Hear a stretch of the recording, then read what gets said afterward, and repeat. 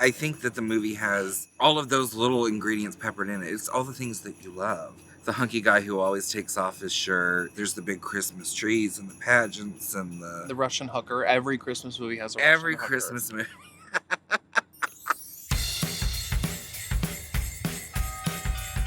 I think that the thing that makes holiday movies so special to so many people is that it's just the spirit of the year. It's that time of year. It's getting cold. Well, at least where I live, it's getting colder. We're all getting closer to each other. The nostalgia of like Christmas and Hanukkah and all the other amazing celebrations with family. And it's just like a nice way to encapsulate that through film. The plot of this movie, I feel like it's kind She of... hasn't read the script. I have read the script. She's like, I feel like it's sort of. It's maybe sort of kind of a little bit. There is a lovely journalist, Olivia, becomes Maggie Zine. She does a write-up of this lovely, gorgeous town, Tuckahoe, as you can see. Honey, look at the material. And she meets some ladies who are really rough around the edges. They all have their things, but they have hearts of gold. And they have to come together to save the local inn. And chaos ensues. I think what makes holiday movies such a crowd pleaser is the fact that it's always the same. And everyone loves something they know that they can watch it. It's going to be completely harmless. It's like, eating candy, It's always going to make you feel good until it's not good and you get a stomach ache and you're over the toilet for the next couple hours. Anyway, that's neither here nor there. I'm not talking about myself. But yeah, holiday movies, they're great. Even when you learn that Santa Claus might not have been real, but because you were fed that fantasy at an early age, it feeds into your DNA. So as soon as you hear it, as soon as you see the trees, as soon as you see the lights, it hits you right in the heart. Everybody wants that warm feeling, that feeling of family and togetherness. And who doesn't like to get presents, honestly? Mm-hmm. Plus, there's always some really good eye candy in it. I think holiday movies are the best device to get people's defenses down. So you say, come see this holiday movie or this Christmas movie, and then, like when Gremlins come out and kill everybody, then you're like, ah! I mean, that's my favorite holiday movie is Gremlins. I think my favorite holiday movie is Elf. Like it's Elf. It's got to be Elf for me. I'm a fan of the irreverent ones, which is what drew me to this movie in general. But we watch Christmas Vacation every year. Then on the flip side, my real classic one that I love is White Christmas. I love all the musical numbers. I'm a musical girl, and I think that those four actors just can't be matched. I think It's a Wonderful Life is my favorite. It's funny, you sit and you look at it even though you know the lines. But again, what it does to your insides, it makes you say, oh, okay.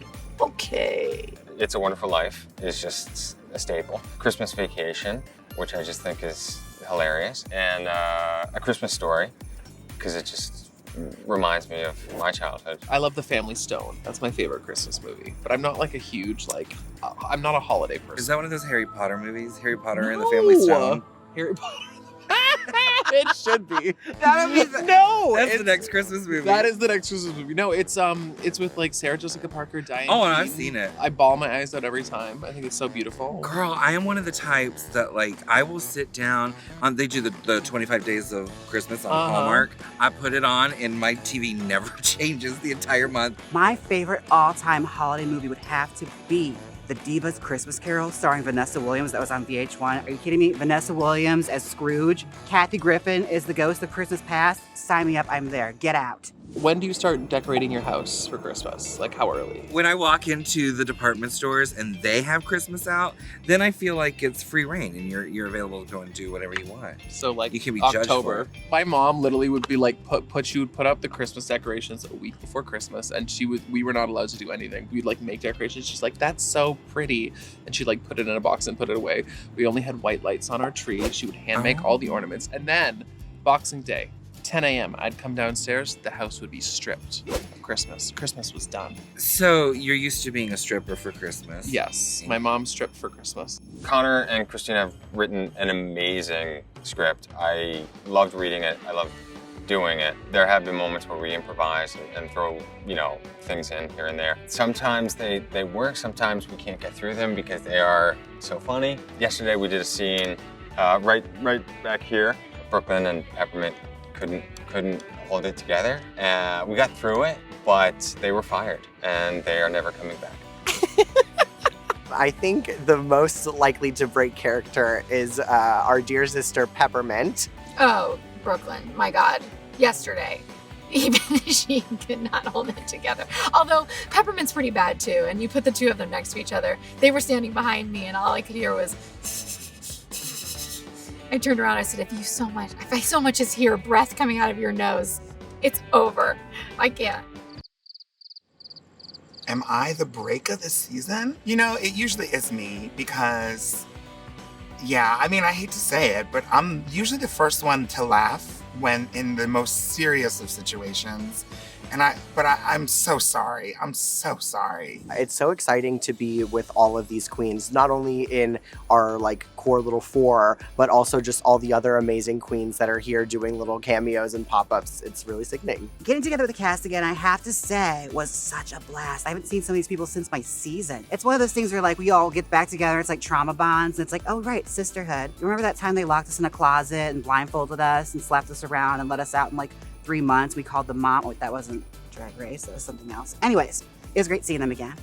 I'm starstruck by all of these queens. I loved them before, but even now getting to work with them and seeing them stretch themselves into new ways, I think that's what's so special about Drag Race, is that it's 4 different reality competitions in one. So to be able to put that in acting and comedy and watch them become these roles has been really satisfying. This is an incredible experience because it's some of my favorite girls to work with. And I'm not saying that just because they're here. I mean, it's girls that I have worked with outside of Drag Race.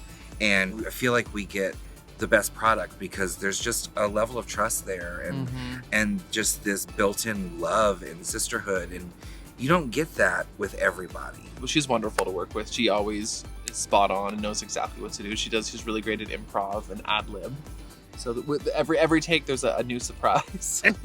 We never know what we're gonna get. And Brooklyn is a professional hooker, so that's nice. Yeah, it's thank nice you. To just pepper in a little realism. And it's been really great also working with Krista Rodriguez. She's so fantastic. She's fantastic. We love her. I keep calling her Liza. I know. She's just lovely and down to earth. And she's cool. one of the girls. She really is one of the girls. Working with RuPaul is always a joy. She's 7 feet tall, like the size of a skyscraper, beautiful, gorgeous. Oh my God, I always forget just how stunning she is. And she's like real thin. I hate her. What I love about this movie is that it pulls together some great writing, some really kind of like stupid situations. It's very zany. There is comedy. There's action. There are death-defying stunts. I don't want to say that our movie makes fun of Christmas movies. It's very tongue-in-cheek because it's done in a very sweet way and a very earnest way. The movie has songs and they're so much fun. I think that that's also another big thing about holiday movies. Just having a little dance break is always great. Having queer people do it at the same time, honey, you struck gold. They're catchy tunes. I know that by the end, I was singing along with all these songs. I didn't partake. I have a very bad voice. Everything's in it. Every trope you can think of, it's like a nice little gumbo we just mixed together for you. And you sprinkled, red and green jimmies on top. And sour cream or whipped cream. Whatever goes on top of gumbo. You decide. You're chefs here, I'm not. I don't cook. It's also got some really fabulous fashion. Look at this.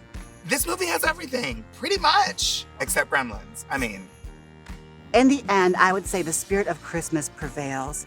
Delia Von White woman's heart grows 10 sizes that day because she needs a transplant. No, I'm kidding. I'm not spoiling anything for you folks. You have to watch. The end of the movie, listen, I'm gonna tell you, the spirit of Christmas comes up out of that gutter, possesses the whole town, and that is the setup and the cliffhanger for part 2. Do you want everything RuPaul's Drag Race at your fingertips? Then head over to YouTube now and subscribe to the RuPaul's Drag Race channel, and you will get all the episodes of everything you ever want, including brand new episodes of What You Packin'. Hi.